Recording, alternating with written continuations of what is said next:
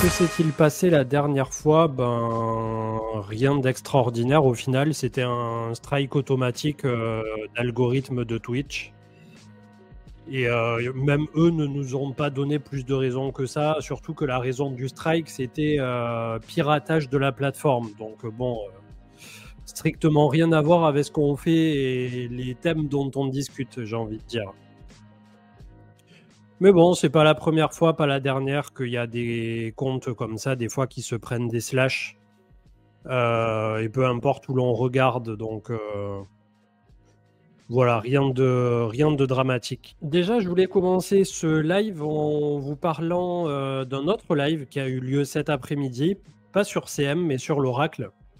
On avait fait un petit live, on était une dizaine de personnes, c'était super cool pour le coup, autour des bases de l'analyse technique, de TradingView, le RSI, les moyennes mobiles, les volumes, un peu de FIBO sur la fin du live. Et voilà, c'était cool aussi de pouvoir échanger avec des personnes qui s'intéressent à des sujets en particulier. Et je pense qu'à terme, on essaiera de plus en plus d'axer autour de ça sur CM. D'ailleurs, il y a récemment une personne sous le tutoriel numéro 5, multi-signature Newsy Safe, qui a dit mais t'en as pas marre, CM, de faire des vidéos pour les débutants depuis des années maintenant que tu fais des vidéos.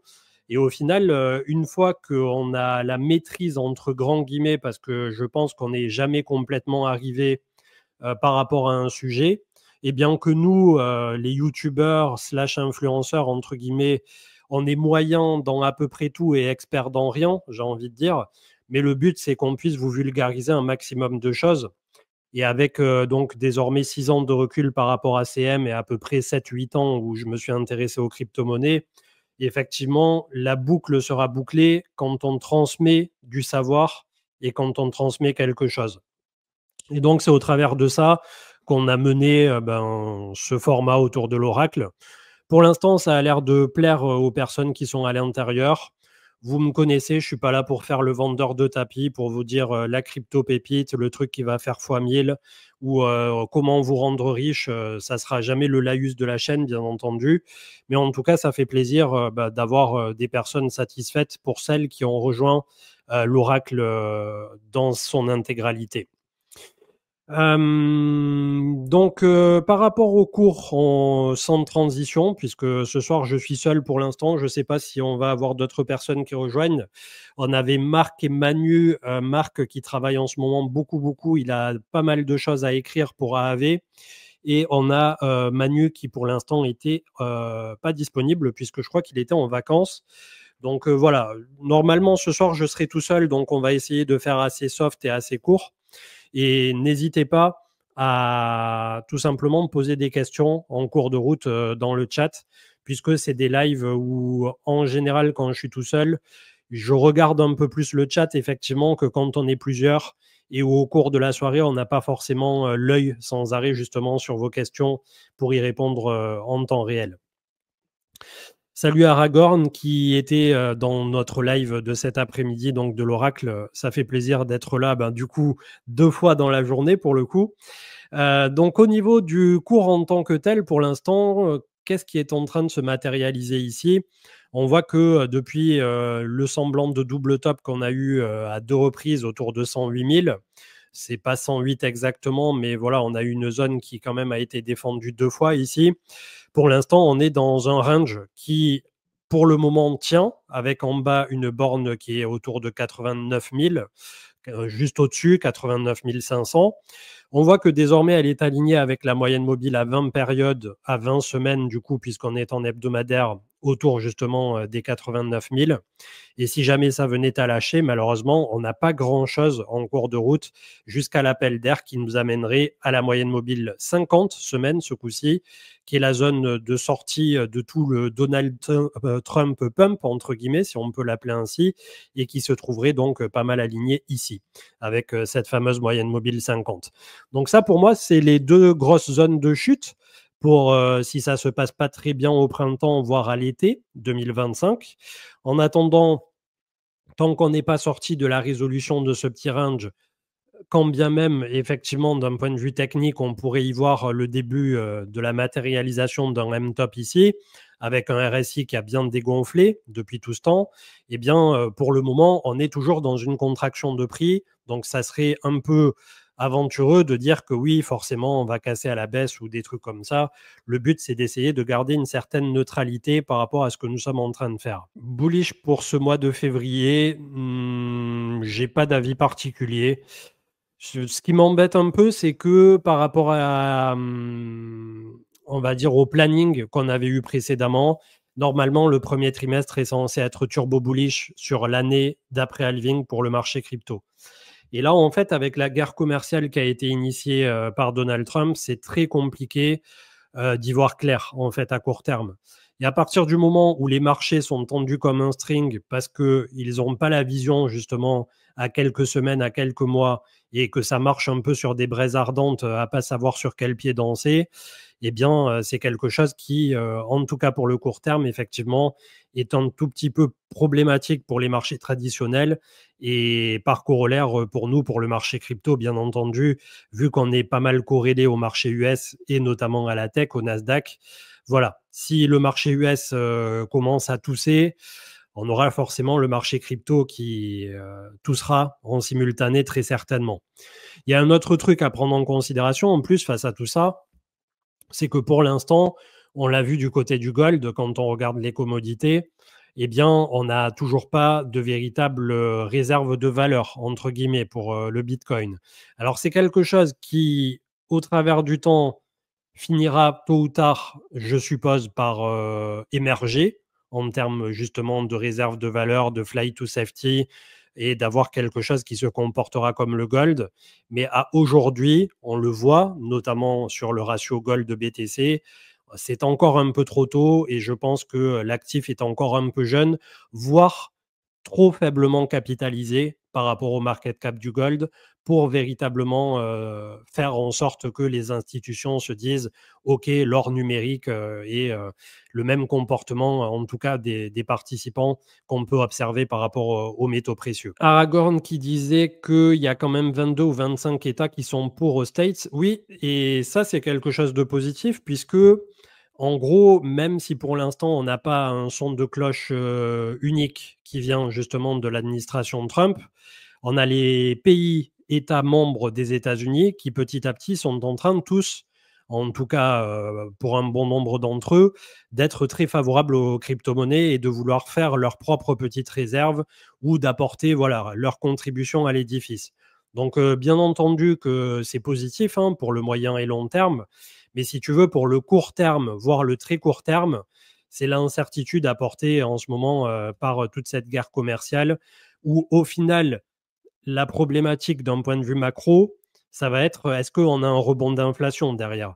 Est-ce que les États-Unis vont voir justement cette inflation repartir? Est-ce que la Fed est bel et bien alignée avec ce qui est en train de se passer? On a Jérôme Powell aujourd'hui qui a pris la parole et qui a dit en l'état, on n'est pas du tout pressé de baisser les taux. Donc, d'un autre côté, on a Donald Trump qui voudrait faire un peu l'inverse. Donc, je suppose qu'on a un peu le 4 des chess qui est en train d'être joué en ce moment autour de tout ça. C'est un peu un jeu de dupe, pour ne pas dire un jeu à la con, mais au risque d'y laisser quelques plumes, en tout cas sur le court terme. Au long terme, on a une administration qui a jamais été aussi pro-crypto du côté des États-Unis. Ils sont en train même d'essayer d'effacer ou, entre guillemets, d'annuler tous les procès qu'il y avait en cours par rapport à l'ancienne SEC, le gendarme de la bourse américaine qui avait mis énormément de bâtons dans les roues ces derniers trimestres par rapport aux cryptos et aux banques crypto. Donc on a quand même, oui, un fond de, on va dire, d'attention qui est très positif face à tout ça. Moi, ce que je me pose comme question, en fait, depuis quelque temps, et notamment depuis qu'il y a eu le même coin de Trump et de Melania, sa femme, c'est est-ce qu'on a atteint le pic d'attention pour ce cycle qui fait qu'on n'aura pas plus derrière d'un point de vue de ce qu'on aurait pu apporter en termes de population, en termes d'utilisateurs et en termes de flux et de capitaux, ou est-ce qu'on est juste dans une petite pause de mi-cycle, ce qui collerait plutôt pas mal à ce qui s'est passé sur les cycles précédents. Et là, oui, on aura un truc certainement un peu plus énervé, mais qui, au vu de ce qui est en train de se dérouler par rapport à la guerre commerciale, pourrait être décalé de quelques mois. Si on n'a pas en fait ce qu'on veut maintenant, on l'aura très certainement pas au cours de l'été 2025, mais peut-être autour de l'automne 2025. Ça serait un report, entre guillemets. Mais bon, si on commence à retourner à 75 000 là, autour du printemps ou de l'été, je ne sais pas ce qu'il va rester des altcoins, tu vois. Et pourtant, ça ne fera pas une descente qui sera complètement extraordinaire, puisque de mèche à mèche, un retour à 74 000 à la moyenne mobile 50, c'est moins 31%. On en a mangé je ne sais pas combien sur les bull runs précédents. Donc en soi, c'est tout à fait de l'ordre du possible, mais ça voudrait dire que toute l'attention qu'on a eue autour de l'arrivée, de l'accession au pouvoir de Donald Trump et du famoso, entre guillemets, président pro-crypto a été digérée, effacée par le marché pour peut-être repartir sur des bases un peu plus sereines et un peu plus solides. Ça, c'est tout à fait possible. Si BTC est à son top, quel indicateur autre que BTCD sera à surveiller pour voir un début d'alt season? Bien, moi, je dirais la BTCD est corrélée à son indicateur inverse, c'est-à-dire ETH-BTC. Le jour où tu as ETH-BTC qui commence à te faire une vraie remontada, et là, la remontada, on va partir de très très loin pour ETH-BTC, c'est-à-dire dans un premier temps revenir coller à la moyenne mobile 20 qui aujourd'hui est à 0.035 et ensuite renverser la vapeur plus tard en reprenant les 0.04 pour ETH-BTC.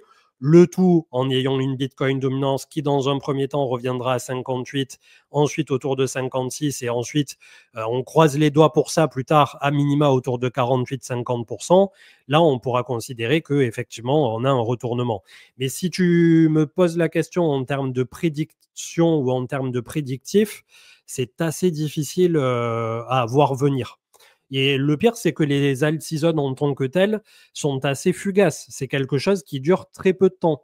On le voit ici entre le point de décrochage de septembre 2020 et le point bas de mai 2021. On a eu 3-4 mois, tu vois, où vraiment ça a décroché. Et encore, on pourrait même partir d'ici, de mars 2021 à ici. Le gros du décrochage, il s'est fait sur 2 mois maximum, où on a pris moins 37% de dominance au cycle précédent.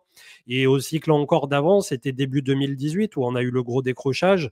Entre décembre 2017 et janvier 2018, on a perdu 50% de dominance et ça a duré un mois et demi. Donc le gros des alt seasons, dans tous les cas, se fait sur une échelle de temps qui est extrêmement réduite. Et la voir venir, malheureusement, c'est assez compliqué, hein, mis à part scruter justement au quotidien la Bitcoin dominance. Ou à partir du moment, à la rigueur, que tu vas voir tes alts dans ton portefeuille qui, tous les jours, de manière constante, vont te faire plus 5, plus 10, plus 15. Et là, tu pourras te dire si sur une semaine, voire 15 jours, tous les jours, tu as plus 5, plus 10, plus 15, là, tu peux commencer à sérieusement envisager la fameuse alt season. Dorénavant, un marché d'instit, 10% par an de rendement, il faudra s'y faire. Peut-être pas 10%, mais petit à petit, ça va devenir, oui, plus aussi fou et frénétique que ce qu'on l'a connu par le passé. Et c'est pour ça que c'est assez difficile pour moi en tant que commentateur et personne qui a été là au cycle précédent, qui a fait un très bon cycle, qui a connu la hausse des altcoins, etc., enfin tout ce qui allait bien. C'est compliqué pour moi aujourd'hui de vous dire que oui, très certainement, on aura des multiples qui seront moindres. Et il y a des gens parfois qui prennent ça un peu comme une provocation en mode oui, toi, tu as déjà réussi, donc tu veux pas que nous aussi on réussisse. Mais ça a strictement rien à voir de juste regarder ce qu'on a sous les yeux. Et jusqu'à présent, malheureusement ou heureusement pour certains, en fonction de vos portefeuilles, je pense que c'est plutôt malheureusement, puisqu'il y a beaucoup, beaucoup de gens exposés aux altcoins, eh bien, ça a été un cycle qui a fait la part belle véritablement à Bitcoin. Et plus tôt on le voyait, entre guillemets, moins on se faisait du mal. Mais malheureusement, bon, c'est là toute la problématique de ce cycle en particulier. N'hésitez pas, c'est un live détente ce soir, comme je suis tout seul, à poser des questions, que ça soit sur les cryptos, sur la chaîne, sur peut-être pas des trucs ultra perso, mais voilà, j'essaierai de répondre à vos questions et on en fait assez rarement des lives comme ça où je réponds à toutes vos questions, donc n'hésitez pas. Je vais aller me prendre un verre d'eau par contre parce qu'en étant solo pour parler 1 heure, vu que j'ai déjà fait 1 heure avec l'oracle cet après-midi, je vais avoir la voix au bout d'un moment qui va commencer à flancher. CM, remonte-nous le moral pour une fois. Ben, si tu suis ce qui est dit sur la chaîne, quand bien même depuis quelques mois on me targue d'être le permabère pessimiste, alors que j'essaie d'être justement dans une neutralité et pas dans un côté affectif au rapport du marché crypto. Si tu regardes le chart, là, il est juste magnifique. Donc, en gros, qu'on s'arrête au niveau de cette consolidation à 90, qu'on vienne entre deux à 80 ou à 85 ou qu'on vienne à 75, je suis résolument persuadé qu'à un horizon de temps de 2, 3, 4 ans supplémentaires, le cours de Bitcoin sera plus haut que maintenant. Par contre, la volatilité et ce qui peut se passer entre-temps, est-ce que c'est le top du cycle? Est-ce que c'est pas le top? Est-ce qu'on va baisser un peu? Est-ce qu'on va baisser beaucoup? Est-ce que dans 3 mois, on est à 150 000? Ça, il y a strictement personne qui peut le dire.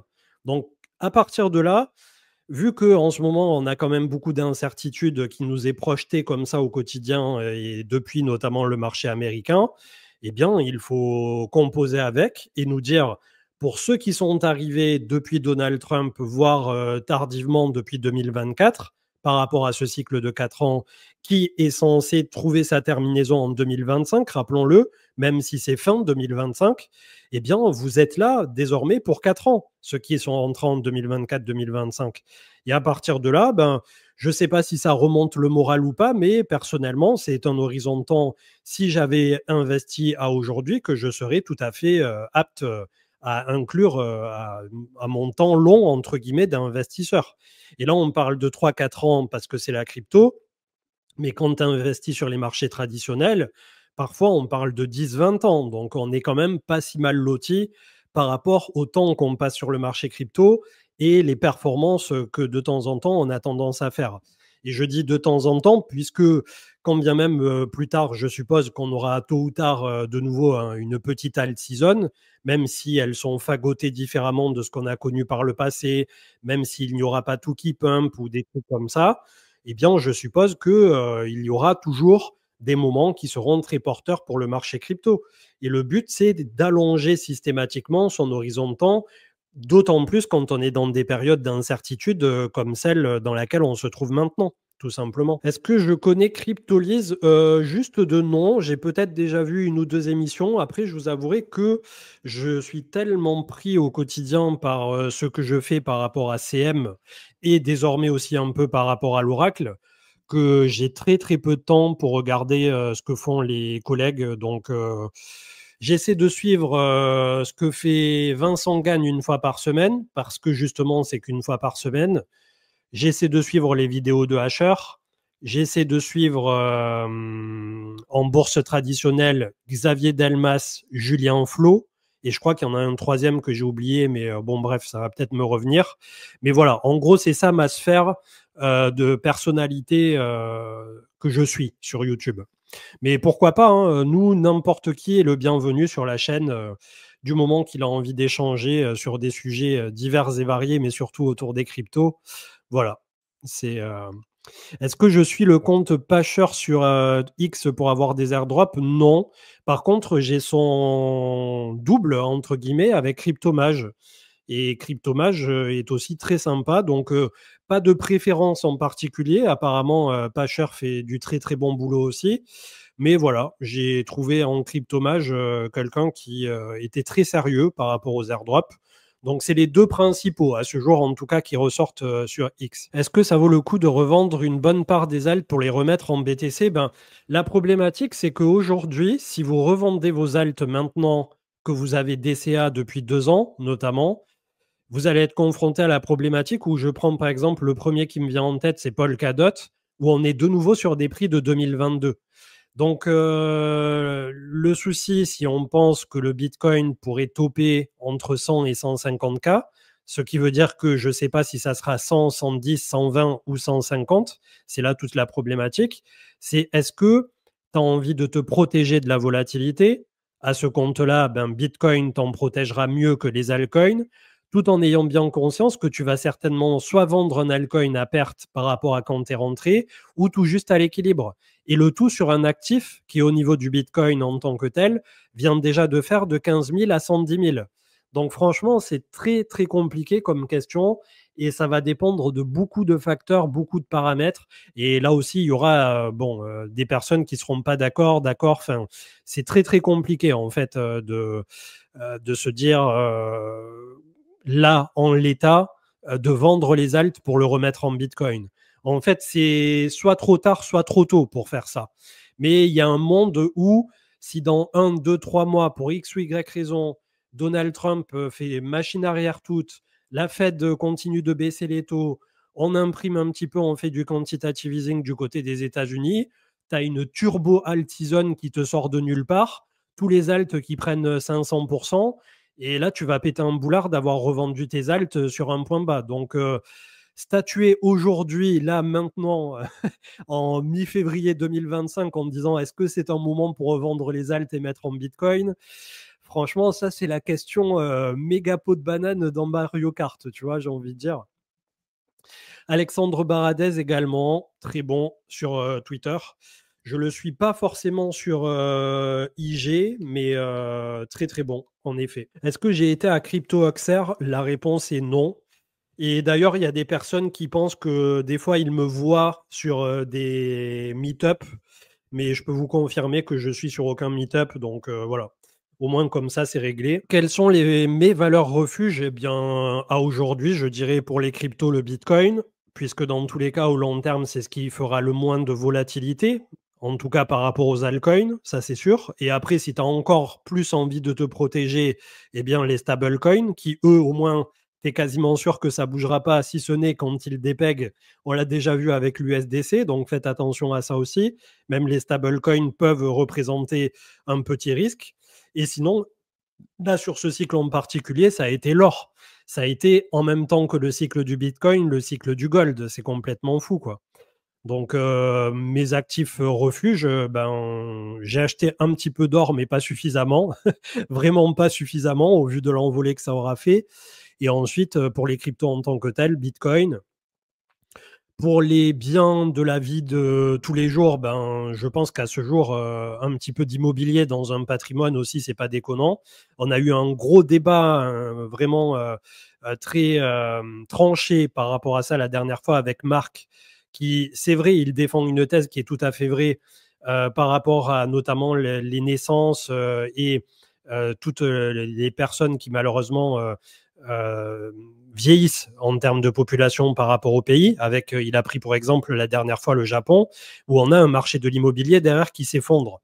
Donc c'est vrai que c'est difficile d'y voir à 10, 20, 30 ans. On n'a pas encore la boule de cristal, mais dans un patrimoine, je suppose qu'aujourd'hui, l'immobilier, voilà, c'est pas non plus si horrible.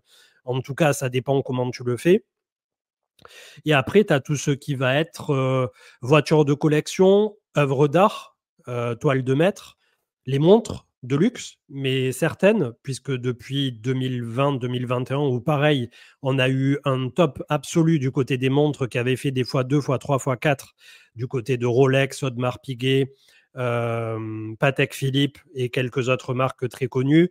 Là, c'est en train vraiment de redescendre. Et aujourd'hui, en fait, tu as les deux extrémités où tu as la montre entre 5 et 10 000 euros qui va très bien se revendre, et de l'autre côté, les montres de riches, très riches, à 50, 100 000 euros et plus, ou dollars, qui, pareil, trouvent en général preneur parce que il y aura toujours des gens ultra méga blindés pour qui 100 000 euros, c'est comme toi quand tu descends chercher ta baguette de pain. Donc voilà, c'est les deux trucs par rapport aux montres en tant que telles qui ont l'air de encore fonctionner et de pas trop subir par rapport au domaine des montres. Est-ce que je suis beaucoup exposé en stablecoin en ce moment? Non, je dois même pas avoir une quinzaine de pourcents en stable.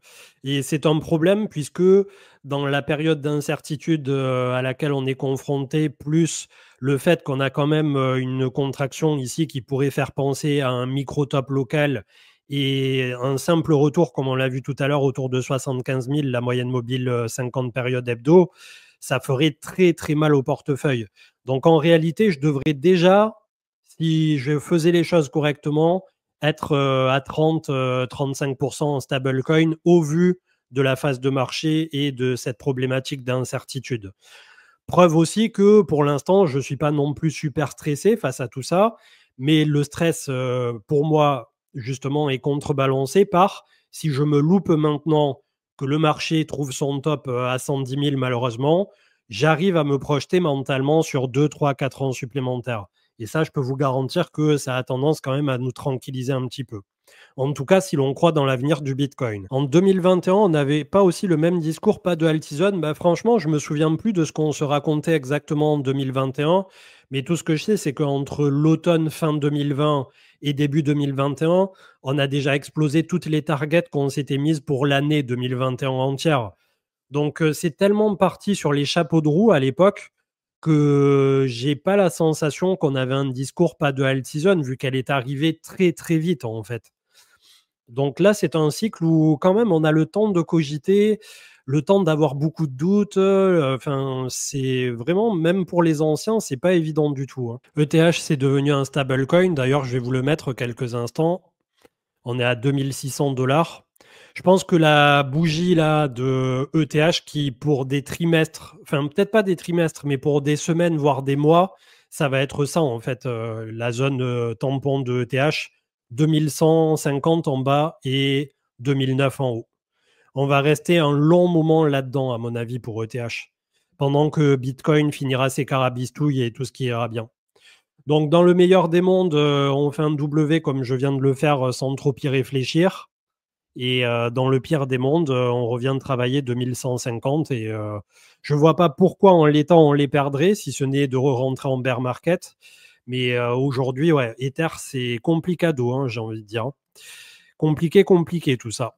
Ceci étant dit, c'est pareil, j'ai pas d'appréhension particulière quant à l'avenir d'Ether, si ce n'est que beaucoup, beaucoup de gens sont impatients par rapport à la spéculation, parce que derrière, malheureusement, les fondamentaux et la technologie ne va pas assez vite. Ether, si vous voulez, c'est un gros paquebot qui est difficile à manœuvrer, qui a des gros moteurs derrière qui tournent doucement, sur lequel à la fois, on a une fondation qui n'a pas toujours fait les choses comme il fallait, en tout cas par rapport à la perception qu'en a le public. Et aujourd'hui, c'est très largement discuté sur les réseaux sociaux, tout ce que pourrait mettre en place la fondation Ethereum. Et d'un autre côté, ben voilà, c'est quand même un actif qui, entre sa genèse et maintenant, s'est développé très très positivement, tant sur le plan spéculatif que sur le plan de ce qu'il a apporté en termes de blockchain, de réflexion, de produits au marché. On n'aurait pas eu tout ce qu'on a eu aujourd'hui s'il n'y avait pas eu Ethereum. Donc maintenant, ensuite, on a les débats. Est-ce que les layers 2 cannibalisent? Est-ce que machin? Est-ce que bidule?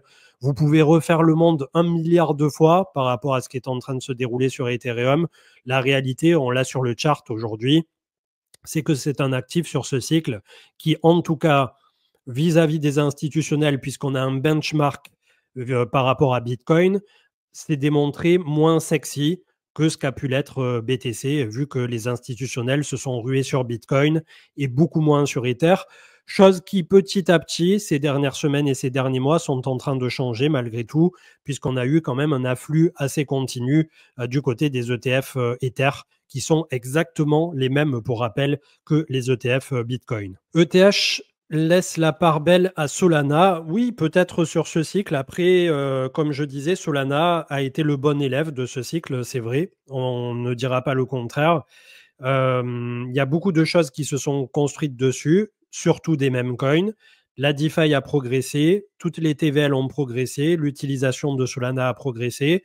Je demande juste à voir un horizon de temps de 2 à 4 ans supplémentaires, et notamment quand on aura passé le prochain bear market, comment se comportera la team, comment se comportera la blockchain, les utilisateurs et justement les TVL qui seront associés. Et à partir de là, clairement, il n'y a aucun souci pour mettre Solana dans 2, 3, 4 ans de plus dans un portefeuille, dans le top 5 d'un portefeuille long terme, s'ils sont toujours là et qu'ils ont continué à mener la barque correctement tel qu'ils l'ont fait, en tout cas sur ce cycle. Et oui, comme disait Crypto Addict, j'ai pas les termes exacts, mais on aura des unlocks à venir pour Solana à partir peut-être de mars, et je crois que ça s'étale sur quelques mois supplémentaires.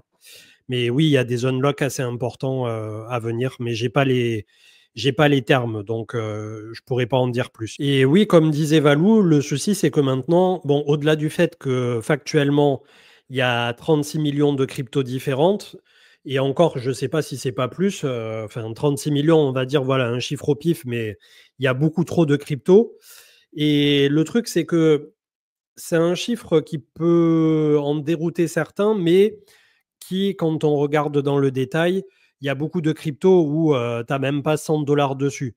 Donc en gros, oui, il y a de la fraction de liquidité face à tout ça, mais on en a quand même, voilà, quand bien même il y aurait 40 millions de crypto-monnaies qui ont été créées, il y en a que peut-être 5000 qui sont réellement utilisées. Donc il faut quand même mettre les choses en perspective et regarder tout ça, toute proportion gardée.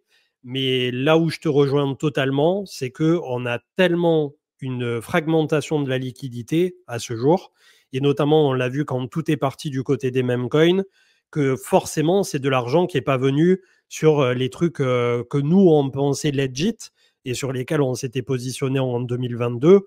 Et c'est ce qui a fait aussi beaucoup de déçus sur ce cycle. Et vu qu'aujourd'hui, on n'a pas de l'argent pour rentrer dans tout et n'importe quoi, malheureusement, ben, ça fait des chocs à pic, comme on dit. FTX, oui, qui est en train de repayer petit à petit donc les personnes qui avaient perdu de l'argent sur la plateforme. Donc, je crois que sous les 50 000 dollars, ça se fait assez vite. Et pour ceux qui ont plus de 50 000, je crois que ça mettra un tout petit peu plus de temps. Ceci étant dit, d'après ce que j'ai vu passer, ils remboursent parfois 120% du montant en stablecoin. Bon, le souci, c'est qu'entre-temps, si vous aviez du Bitcoin et qu'il était à 20 000 au moment de FTX, même si on vous rembourse 120% de 20 000, voilà, vous avez largement perdu au change, malheureusement. Si quelqu'un a le lien du Discord, on peut le mettre, sachant que ça doit être Cryptomatrix, le lien du Discord. On a un lien unique en ce moment. Donc, en gros, vous mettez discord.gg/cryptomatrix, un truc comme ça. N'hésitez pas, si quelqu'un a le lien du Discord, à le mettre, s'il vous plaît, dans le chat. Ou peut-être même que sur Discord, si tu cherches Cryptomatrix, tu tomberas directement dessus. Je suppose qu'on est en Discord public. N'hésitez pas si vous avez des questions en particulier dans le chat, puisque comme je disais, vu que je suis seul ce soir, on essaiera de faire pas trop long. Ça fait déjà 3/4 d'heure. D'ailleurs, le temps passe vite quand on est en bonne compagnie. Et ensuite, ouais, pour l'instant, c'est une période d'instabilité. Que dire de plus on pourrait rester toute la journée devant les charts et devant Twitter et devant les infos. Faut attendre que les choses avancent, en fait, et se posent. Hein. Là, on a trop de bruit, trop de tension. Je pense que le court terme et pas forcément en notre faveur. Par contre, ça devrait débloquer un moyen long terme qui sera beaucoup plus intéressant. Mais voilà, pour le moment, c'est un peu touchy. Comme disait Mr. Jonams, déprimé avec un Bitcoin à 95K, c'est ça. C'est ça le plus fou, c'est de se dire qu'on a un Bitcoin autour de 100K et que tout le monde est en dep. LTC, ils sont en train de travailler autour de l'ETF et je crois qu'il y a Dakar Dano aussi, si je dis pas de bêtises. À voir quel sera le prochain ETF, mais vu que ils ont eu du mal, ils peinent encore à vendre l'ETF Ether. Je sais pas si c'est pour tout de suite, hein, les autres ETF sur des altcoins. Hein. Franchement, ouais, TRX a été très bon aussi sur ce cycle. Et c'est un truc, en fait, comme ça fait partie du côté un peu plus asiatique de la force, qui est assez peu consulté par les Européens. Donc, c'est franchement, je trouve pas d'excuses ou je ne sais quoi au fait que nous, sur la chaîne, on ait très peu parlé de TRX, de Tron et de Justin Sun, si ce n'est que Justin Sun n'est pas forcément le personnage que tu as envie de mettre en avant ou de voir en avant dans l'écosystème. Mais ça, bon, je vous laisserai faire vos propres recherches. Mais Tron TRX en tant que blockchain, ça fonctionne très bien. C'est méga utilisé, notamment en Turquie et en Afrique, pour des transferts de stablecoin, et voire en Amérique latine, si je ne dis pas de bêtises. Mais peut-être moins en Amérique latine, parce que faudra que je vérifie pour pas raconter de conneries. Mais la Turquie et l'Afrique, ça, j'en suis quasiment sûr. Et donc, ouais, TRX, ça a été assez incroyable. Et je pense que c'est consécutif au fait que bah, c'est une blockchain utilisée et utile. Donc, Les stablecoins, il y a des endroits sur le monde où quand on est débancarisé ou qu'il y a des dictatures ou des trucs comme ça, c'est parfois une question de survie. Et c'est ce aussi pourquoi a été créé Bitcoin à la base. Hein. C'était pas que pour contrer tout ce qui était en train de se passer en mode déroute du système bancaire de 2008. Il y avait un peu de ça. Mais vraiment, il y avait beaucoup plus en termes de profondeur et en termes de philosophie derrière Bitcoin et derrière les crypto-monnaies cryptographiques en tant que telles. Tout ce qui est déploiement autour de AAV, honnêtement, je ne saurais pas quoi en dire de plus. On attendra d'avoir El Maestro pour AAV et il t'en dira beaucoup plus que moi par rapport au dernier déploiement. Franchement, j'ai aucun avis là-dessus et j'ai vu passer vite fait pour l'INEA, mais je saurais pas du tout quoi t'en dire. Donc là, pour le coup, voilà, je préfère ne rien dire que dire des bêtises. Bon, je vois que le Chatox va se faire unban du Discord. Miracle. Est-ce que j'ai farmé Bera? Non. Et l'airdrop, d'après ce que j'ai vu, était un peu tumultueux, ou du moins l'action de prix post-airdrop, parce qu'il y a des gens qui ont fait des longs pavés sur Twitter pour défendre Bera. Donc pareil, j'ai pas d'avis. J'ai pas creusé plus que ça, mais j'ai vu que ça remuait beaucoup du côté de Twitter. Rejoindre l'Oracle One, mais en utilisant des cryptos pour souscrire, oui, tu vas sur oracle.one. Attends, je vais te mettre le lien et il y a la possibilité de payer en crypto, bien sûr.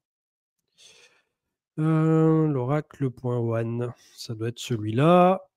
Et voilà, et tac, je te le mets Roscoff sur le chat. Par contre, si je dis pas de bêtises, ça avait été setup pour que ça soit le paiement à l'année en crypto. On n'a pas mis le paiement mensuel parce qu'il y avait des frais. Et encore, on a découvert ça après qu'il y a des frais par-dessus des frais. Enfin bref, à la fin, on se fait pas mal cut par rapport à tout ça. Bon, c'est pas votre problème, hein, bien entendu. Mais voilà, c'est pour ça qu'on avait mis le paiement à l'année en crypto. Et le paiement à l'année, il vous fait tomber le mois à 34,90 € par mois. Voilà, voilà. C'est pas pour refaire de la pub pour l'Oracle, mais puisque vous demandez, oui, vous pouvez payer en crypto à l'année. Est-ce que je fais du trading actif? Non, pas du tout. Et d'ailleurs, je vous déconseille en tant que particulier de vous essayer au trading en règle générale. Si vraiment vous êtes motivé et que vous comptez en faire un semblant de métier, que vous pensez que vous avez une résilience mentale vraiment de ouf par rapport à tout ça, ça peut valoir le coup de se lancer dans une aventure. Mais quand on voit que même dans le trading professionnel, eh bien, à aujourd'hui, on a un monde qui a été complètement dépeuplé de traders physiques, c'est-à-dire humains, au profit d'algorithmes de trading. Les salles de marché sont à aujourd'hui complètement vides. Ce sont juste des serveurs avec des personnes qui contrôlent ce que font les algorithmes. Donc, pour traduire ça, on est passé de Jérôme Kerviel qui mettait ses milliards sous le tapis à faire du spiel, à aujourd'hui des génies des mathématiques qui sortent des grandes écoles, qui sont des gigatronches et qui gagnent plus encore que ce que gagnaient les traders à l'époque sur les desks. Et donc, pour les particuliers qui veulent se lancer là-dedans, eh bien, il faut tout simplement te dire que tu vas être confronté au quotidien à beaucoup de stress, beaucoup d'écrans, beaucoup de graphiques et d'incertitudes pour un résultat qui va être tout aussi incertain. Et c'est pour ça que, oui, ça peut être intéressant de s'intéresser au domaine en tant que tel et de se dire, ça peut faire un peu ronflant, ça peut flatter l'ego, je vais faire du trading, c'est-à-dire au quotidien en faire mon métier. Mais dans 99% du temps, les gars, des cas, malheureusement, ça va être derrière catastrophique, je pense, par rapport à une personne qui juste ferait son petit DCA sur le marché crypto et holderait ses cryptos sur suffisamment d'années. On a encore quelqu'un sur le Discord qui nous en a fait part récemment et qui nous a dit, entre mon trading actif et mon bag hold de Bitcoin, le Bitcoin a progressé plus que mon bag de trading actif. Donc, c'est les autres qui le disent, c'est pas moi. Et les statistiques des plateformes de trading comme eToro ou des trucs comme ça qui sont obligés depuis quelques années de communiquer sur les pertes de leurs clients, on est sur des 80, 85, 90% de perdants. Alors, imagine avec la volatilité du marché crypto, quand en plus tu as des échangeurs avec levier, je pense que derrière, tu es à 98%, 99% de perdants. Donc, tu peux faire ce que tu veux avec tes 10 doigts, avec ton cerveau, avec ton argent. Je ne serai jamais la personne qui découragera quelqu'un de s'essayer à quelque chose, puisque si ça se trouve, tu seras doué dans ce que tu feras et tu feras partie des 1% de traders réguliers gagnants. Mais au bout de 6 ans d'activité, je peux te confirmer, pour avoir testé à mes débuts du trading actif et avoir vu le gap monumental par rapport à juste investir et garder mes positions pour des années, ça a strictement rien à voir. Et surtout, ça va t'enlever cette charge mentale au quotidien de sans arrêt te taper la tête contre le mur, contre l'écran et contre les cours, où tu risques de te faire un AVC avant l'âge, malheureusement. Donc, je ne sais pas si ça répond à la question, mais je pense que j'ai traité du sujet dans sa globalité. Après, par contre, là où c'est intéressant d'apprendre les bases du trading, entre guillemets toujours, ça va être pour la gestion de vos tailles de position, comprendre qu'est-ce que je risque par rapport à ce que je peux en ressortir. En gros, si vous avez déjà fait du poker, par exemple, eh bien, vous n'avez pas besoin de faire du trading puisque vous saurez exactement ce que vous devez faire par rapport à un jeu sur lequel on a beaucoup d'incertitudes et d'inconnus et sur lequel on va devoir, à des moments clés, prendre du risque et bien calculer justement ce qu'on est en train de faire par rapport à différentes variables. Donc ça, c'est vrai que c'est positif. Après, par contre, de la théorie à la pratique en termes de trading pur et dur, franchement, j'aimerais avoir des statistiques à vous communiquer, mais je pense qu'elles sont désastreuses pour les particuliers qui s'essaient au trading. Et après, ce qui fera la différence, que ça soit en investissement ou en trading, c'est encore pire puisque au quotidien, vous êtes confronté à ça et que ça devient votre environnement et votre cadre de travail quelque part, hein, puisqu'on parle bien et bien d'en faire une aventure professionnelle. Donc, au final, même si on prenait 1000 personnes qui voulaient s'essayer au trading, combien vont être rentables au bout de 2-3 ans? Je pense que ça se compterait sur les doigts d'une main, quelque chose dans ces eaux-là. Donc peut-être 5 pour 1000, peut-être 3 pour 1000, peut-être 10 pour 1000, mais vraiment un nombre infime par rapport à ceux qui tentent leur chance. Par contre, le point positif de tout ça, que ça soit en trading ou en investissement, ça va être que vous allez être confronté à votre psychologie, à vos biais, à la gestion de l'argent, le rapport que vous avez à l'argent. Et tout ça, petit à petit, vous allez en découvrir beaucoup sur vous-même. Et au bout d'un certain moment, c'est ce qui fera aussi toute la différence. Moi, aujourd'hui, je sais qu'en 2021, j'avais un biais qui était permaboule et que j'ai travaillé énormément entre 2022 et 2023. Aujourd'hui, on pense que je suis pessimiste, entre guillemets, des retours que j'ai parfois sur la chaîne, mais je peux vous garantir qu'en faisant mon autocritique, en regardant les vidéos quand on me dit que je suis trop pessimiste ou des trucs comme ça, c'est des vidéos qui, au contraire, sont extrêmement neutres sur des moments relativement clés, relativement charnières, où il y a besoin de cette neutralité. Donc, à partir du moment où quelqu'un délivre un message qui est ni positif ni négatif, mais qui vous dit, OK, là, si ça se passe pas bien, c'est comme ça, et si ça se passe bien, c'est comme ça, mais que vous n'en retirez qu'une toute petite partie de l'ensemble du discours, c'est que déjà, vous êtes biaisé, que vous cherchez un biais de confirmation ou quelque chose voilà, qui irait dans votre sens. Donc, ça prend beaucoup de temps. Même moi, au bout de 6 ans de CM, je suis encore loin du compte face à tout ça. Mais le but, c'est de petit à petit être honnête avec soi-même et de ne pas reproduire en cours de route les mêmes erreurs. Et notamment des trucs où, comme on l'a vu, des fois, des personnes qui se traînent coûte que coûte des bacs d'alcoin à moins 99 en bear market et qui ensuite vont à la messe tous les midis allumer des cierges en espérant que ça remonte. Je veux dire, là, au bout d'un moment, voilà, on rentre dans un truc complètement délirant et qui n'est plus du tout dans la rationalité que nécessite l'investissement. Est-ce que j'ai commencé mon DCA inversé sur ETH? Alors non, puisque ETH, en fait, j'en ai eu relativement bas et notamment au cycle précédent. Donc, j'avais pas tout vendu déjà par rapport au cycle précédent.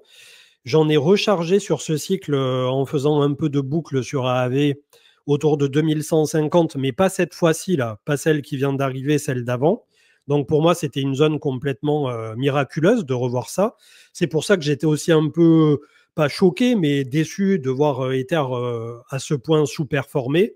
Mais non, pour l'instant, je compte pas vendre mes Ethers que j'ai renforcé à 2150 sur le même type de zone, entre guillemets.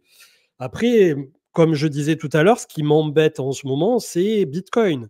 Si Bitcoin nous fait un moins 20 000 dollars et vient à 75 000 dollars, on retrouve les altcoins dans un coffre ligoté. Et voilà, tu vois. Je ne sais pas du tout ce qui nous restera entre les doigts si Bitcoin éternue salement. Voilà. C'est mon seul problème du moment. Bon, chers messieurs, dames, je pense qu'on a fait le tour. Comme je vous disais, on a déjà fait 1 heure du côté de l'Oracle pour analyse technique, TradingView, enfin le setup basique. Donc c'était déjà cool de vous avoir en journée, ceux qui étaient là-bas. Le replay est activé, vous l'aurez immédiatement du côté de Twitch et peut-être même pas du côté de YouTube, puisque demain, on risque de faire la quotidienne, à voir si je bascule celle-ci demain en replay sur YouTube. Mais dans tous les cas, voilà, c'était cool de vous avoir et de pouvoir échanger avec vous, peut-être un peu plus que le lundi en direct. Quand je suis tout seul, ça s'y prête aussi un peu mieux. Et j'espère que petit à petit, que ça soit au travers de la chaîne de CM, que ça soit les personnes qui sont venues nous rejoindre du côté de l'Oracle. Comme je vous disais, on n'est pas là pour vous vendre quelque chose ou pour vous dire venez payer quelque chose, c'est trop génial, ça va vous rendre riche, le fois 1000. On est vraiment à l'opposé complet de ça. Tout ce qu'on peut vous dire, c'est qu'aujourd'hui, que ça soit en gratuit sur CM ou que ça soit à 49 € par mois du côté de l'Oracle ou 34,90 si vous prenez à l'année, on essaie comme ça d'avoir quelque chose où on accompagne, où on est tous ensemble, dans les bons moments, dans les mauvais moments, et petit à petit, les anciens, dont je fais partie désormais avec mes 6 années de CM, et parfois chez CM, il y a des gens qui ont une antériorité encore beaucoup plus grande que la mienne, et quelque part, je puise encore aujourd'hui des ressources et du savoir et de la sagesse au travers des anciens. On essaie de vous transmettre quelque chose avec les retours d'expérience de ce qui fonctionne, de ce qui ne fonctionne pas, de ce qui, d'un point de vue psychologique, peut vous apporter quelque chose, d'un point de vue de l'interprétation, justement, de comment se comportent les foules et les réseaux sociaux. Et au travers de ça, je suppose qu'on a quand même un format qui est désormais vachement complet et dont on peut être fier aujourd'hui sur CM / l'Oracle au sens large du terme. On vous souhaite une très bonne soirée, ou je vous souhaite du coup, puisque pour le coup j'étais tout seul ce soir, donc si je commence à dire on va croire que c'est comme dans Split et que j'ai 15 personnalités, mais je vous assure, ce soir il n'y avait pas Patricia avec nous, pour ceux qui ont la référence. Je vous souhaite une très bonne soirée, très bonne journée ou très bon ce que vous voulez pour ceux qui sont à l'autre bout du globe, et on se retrouve donc demain, soit pour la quotidienne, soit maximum jeudi, vendredi, comme d'habitude pour débriefer tout ça. Merci à tous et à très vite. Ciao, ciao.